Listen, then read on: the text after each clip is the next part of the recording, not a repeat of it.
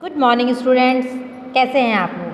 बेटा, आज हम पंचमय पाठ है, पांचवा पाठ कंटेक नेव कंटकम, मतलब कांटे से ही कांटा दूर किया जाता है। पहले इस पाठ के विषय में थोड़ा सा समझ लें।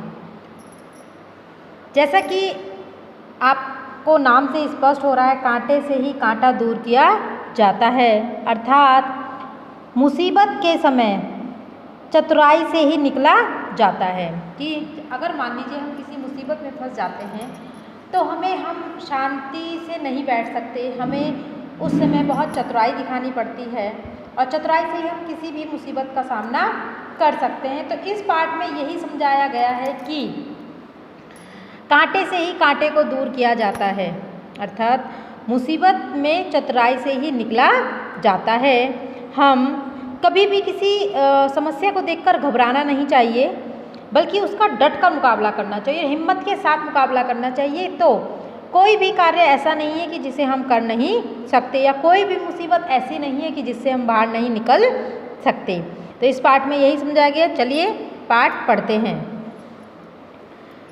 मध्य प्रदेश के ढिंढोरी जिले में प्रधानों के बीच प्रचलित एक लोक कथा है, पंचतंत्र की शैली में रचित है।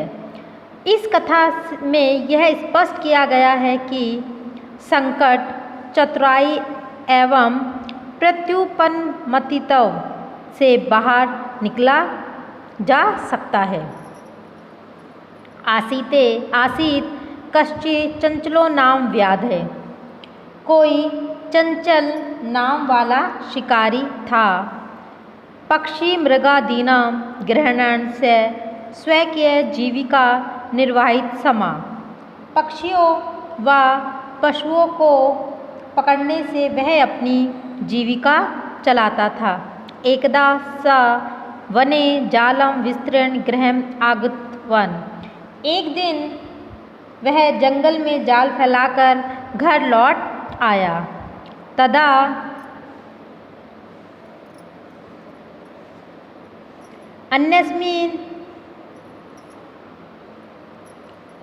अन्यस्मिन् दिवसा प्रातःकाले यदा चंचला वनं गतवान् तदा सा दृष्टवान् यत् तेन विस्तृते जाले दौर्भाग्यवद् एका व्याधः बद् आसीत्।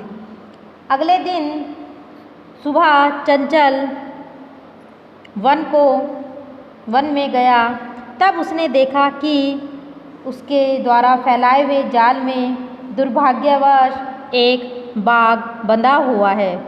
सो चिंतित व्यागे माँ खाद्यशी अतः पलायन करणीयम।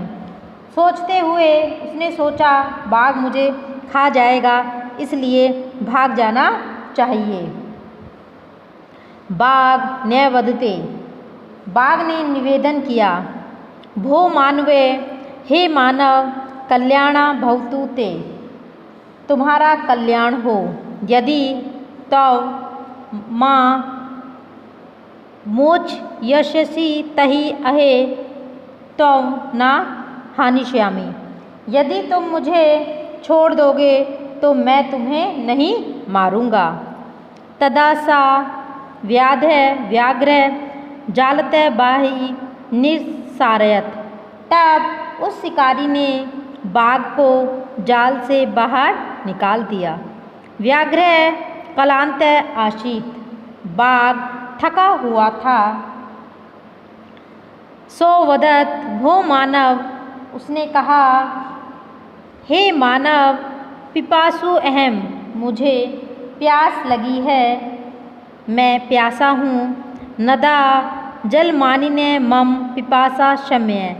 नदी से जल लाकर मेरी प्यास शांत करो या प्यास बुझा दो। व्याघ्र जलम पीत्वा पुनः।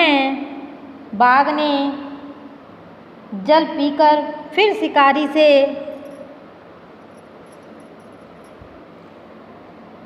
व्याधमवदत्, समय में पिपासा,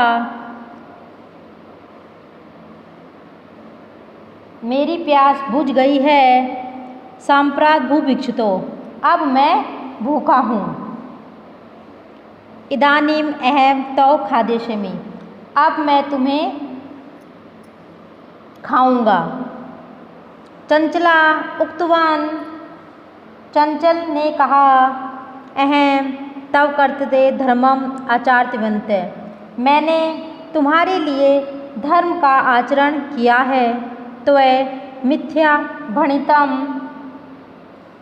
तुमने झूठ बोला है। त्वं मां खादितुम् इच्छसि, तुम मुझे खाना चाहते हो। व्याघ्र अवदत्, बाघ ने कहा, अरे मूर्ख है, अरे मूर्ख, क्षुधार्ते किमपि अकार्म्य भवति सर्वस्वार्थ समीहते, भूखे के लिए कुछ भी अनुचित नहीं होता है, सब लोग अपना स्वार्थ चाहते हैं। चंचला नदी जलम अपृच्छत, चंचल ने नदी के जल से पूछा। नदी जलम अवदत्, नदी के जल ने कहा, एवमेव भवति, ऐसा ही होता है। जना मयि स्नानं कुर्वन्ति, वस्त्राणां प्रक्षालयन्ति, तथा च मलमूत्रतिकी विसर्जित निर्वर्तते, वस्तुतः सर्व स्वार्थ समीहते। लोग मुझ में स्नान करते हैं, कपड़े धोते हैं और मलमूत्र आदि भी छोड़कर चले जाते हैं, वास्तव में सब अपना स्वार्थ चाहते हैं। चंचले वृक्षम उपगमे अपृच्छत, चंचल ने वृक्ष के पास जाकर पूछा। वृक्ष अवदत्, वृक्ष बोला, मानवा अस्माकं छाया विरमति, मनुष्य मेरी छाया में आराम करते हैं, विश्राम करते हैं। अस्माकं फलानि खादन्ति, मेरे फल खाते हैं। पुनः कुठारे पर्यते असंभय सर्वदा कष्ट ददति, फिर भी कुल्हाड़ी से प्रहार करके मुझे हमें हमेशा कष्ट देते हैं। यत्र कुत्रापि छेदानि कुर्वन्ति, जहीं कहीं भी काटते हैं। सर्व स्वार्थ समीहते, अथा सभी स्वार्थ चाहते हैं। समीपे एका लोमशिका बद्री गुलमानम, पृष्ठे नीलोना एता वार्ता शृणोति समा, पास में एक लोमड़ी बेर की झाड़ के पीछे छुपी यह बात सुन रही थी।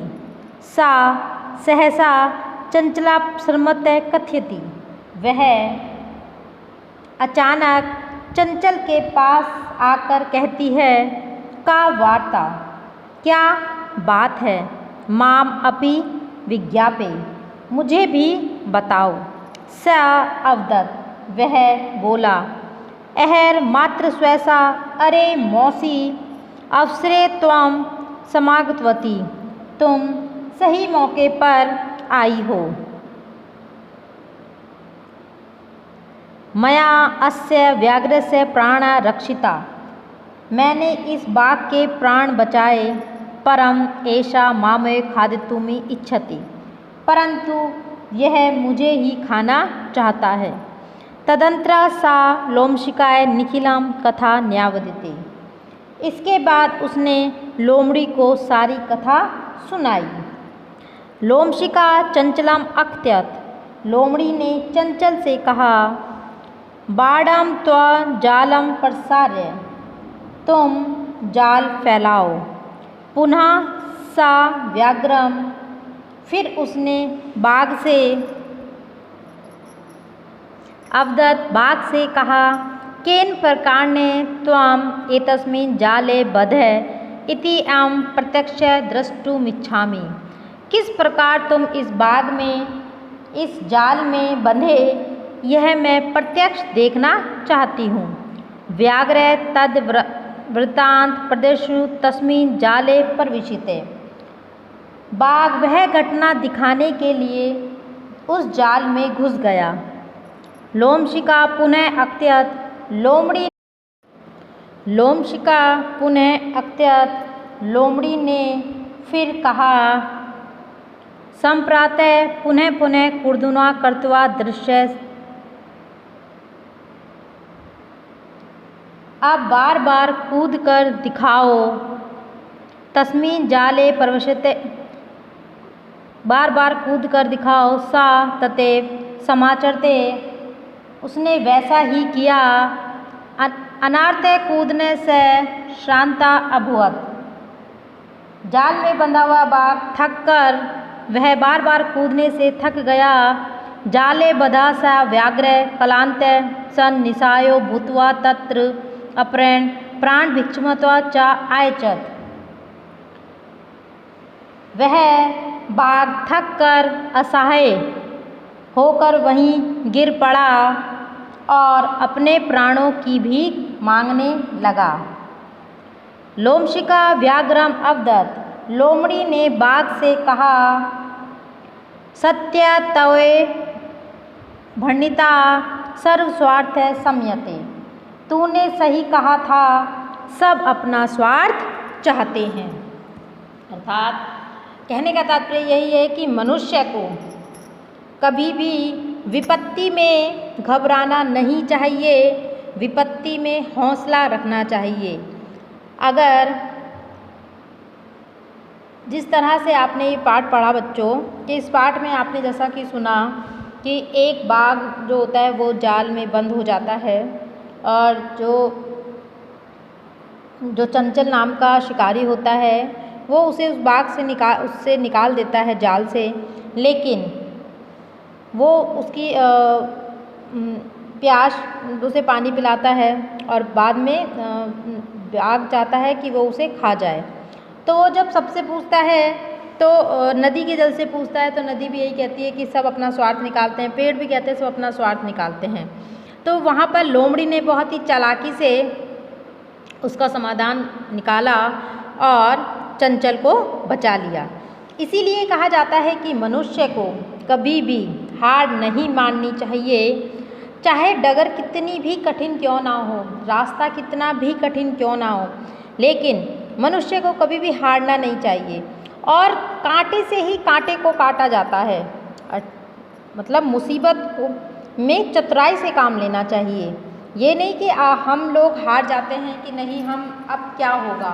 मनुष्य को कभी भी हारना नहीं चाहिए और किसी भी कार्य को किसी भी उसको डट के मुकाबला करें तो कोई भी कार्य ऐसा नहीं कि जो नामुमकिन है, जिसे नहीं किया जा सकता, या कोई भी मुसीबत ऐसी नहीं जिससे मनुष्य बाहर नहीं निकल सकता।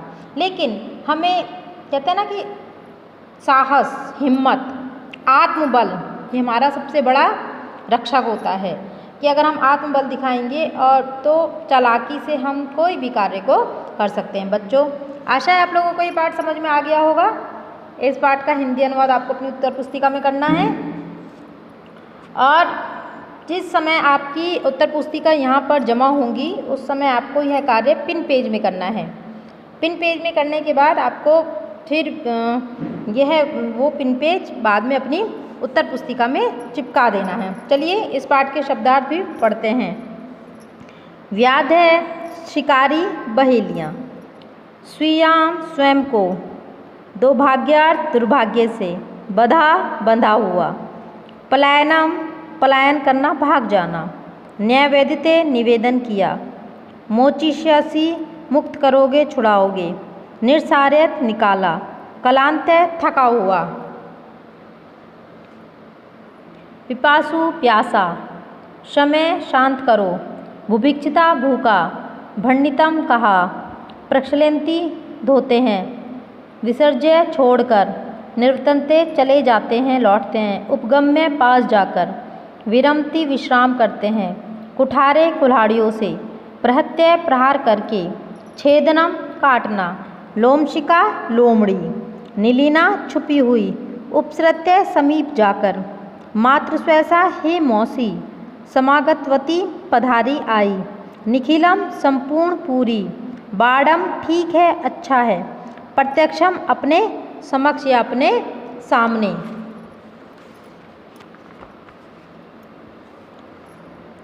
वृत्तांतम पूरी कहानी, प्रदर्शितु प्रदर्शन करने के लिए, प्राविशत प्रवेश किया, कुर्दनम उछल कूद, अनार्थम लगातार, श्रांत थका हुआ, प्रत्यावर्तित लौट आया। बच्चों आपको एक बार यह पाठ पुनः पढ़ना है और इसे पाठ को पुनः पढ़िएगा, इस पाठ की पुनरावृत्ति अवश्य कीजिएगा।